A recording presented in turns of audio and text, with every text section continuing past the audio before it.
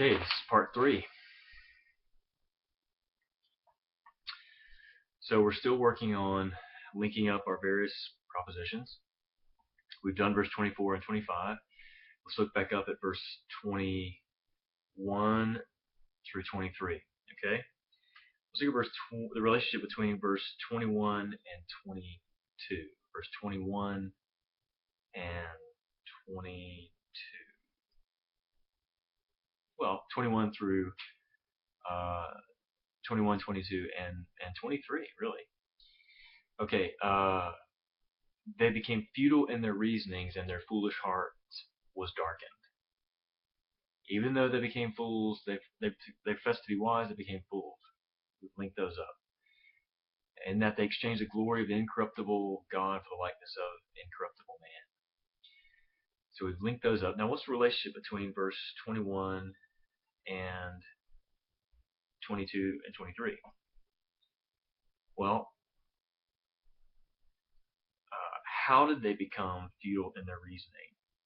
That's the idea. They became futile in their reasonings. Well, what do you mean, Paul? What are you trying to say? Well, that's his idea. They became futile in their reasonings. And then he goes on to explain that idea.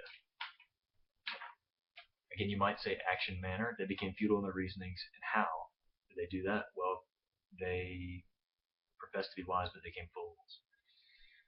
So there's some flexibility here, but I think for the most part, what the idea is that they became wise. They professed to be wise, but they became fools. Is explaining how they became futile in their reasonings and their heart was darkened. So I would call that an idea explanation. Okay.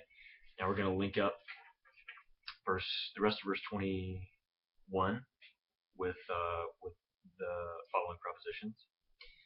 Really, this one's not too bad. Verse 21 is a single proposition. Verse 21a and b as a single proposition, which we've already linked up as a concessive relationship. Now we have to determine what its relationship is to the rest of the propositions that follow. I think it's not that hard. Notice, even though they knew God, they did not glorify Him as God or give thanks, and instead they became futile in their understandings. What we would call, again, based on tracing outline or tracing help number 2, we'd call this idea a positive-negative relationship, or in this case, a negative-positive relationship. They did not honor Him as God, but they did become futile in their understandings. Okay, so it's kind of faint. My pen is going out, but you see that negative, positive, linking up verse 21, A and B, to the propositions that follow. So now if you'll notice, we have some propositions in this passage that are not yet linked, right? We've got this one up here. These need to join this one and need to join this one. So the question is, what's the relationship between all three big ideas in this passage?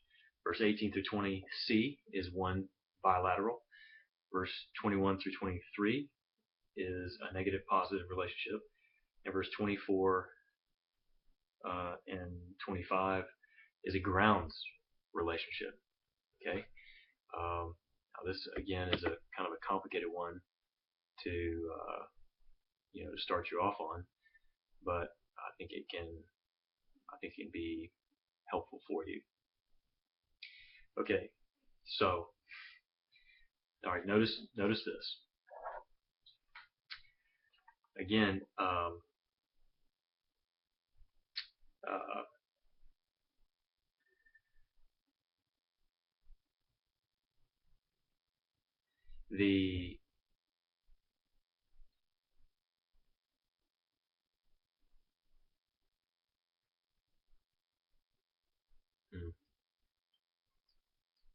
I'm just looking at my sheet here. Okay, notice again that verse 18 and verse 20 we described as as a bilateral. Okay. Now, what is happening is something very similar between verses 20c and verse 21 through 25. Okay, so let me explain as best as I can.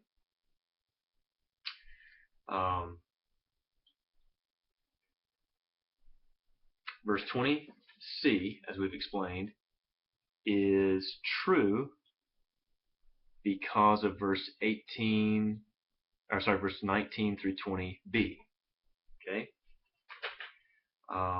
The result of God's wrath being revealed is that they are without excuse.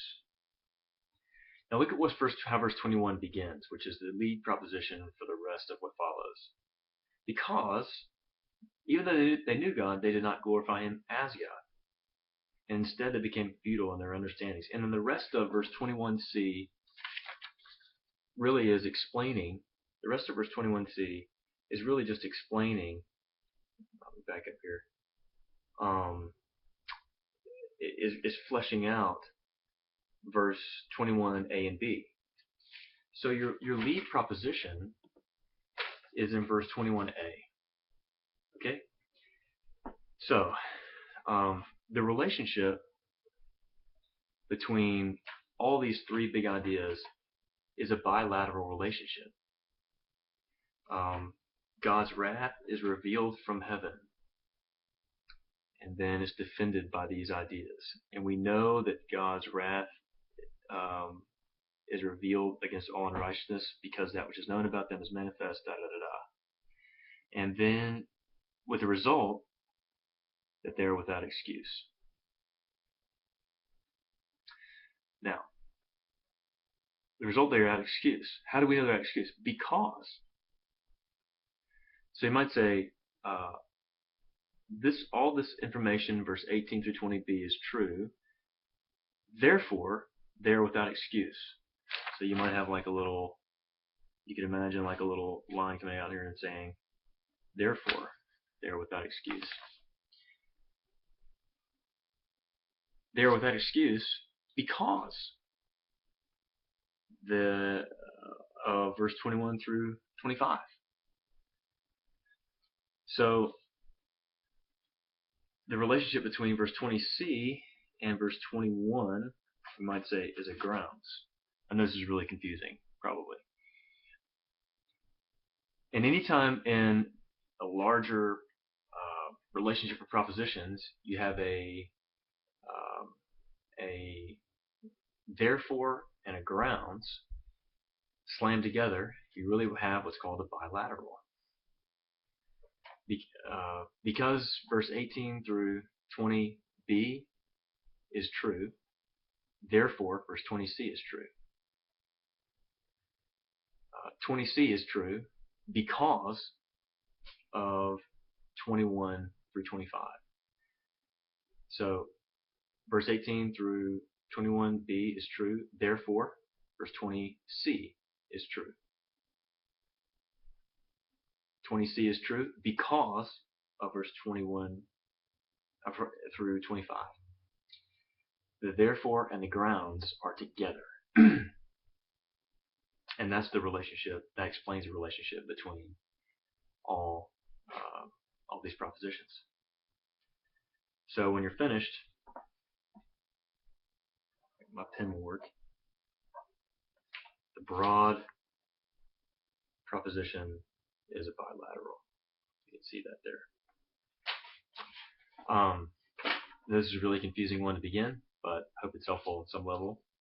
The payoff here is that you see the main proposition in Paul's mind is that all are without excuse. And that really is his main point. The tracing helps you draw that out. The main point of this passage is that all people are without excuse. God's wrath is revealed against all people, and all people are without excuse because they suppress the truth and because they did not glorify Him as God, worshiping the creature rather than the Creator. So I hope that's helpful. We'll do some more of that in the days to come.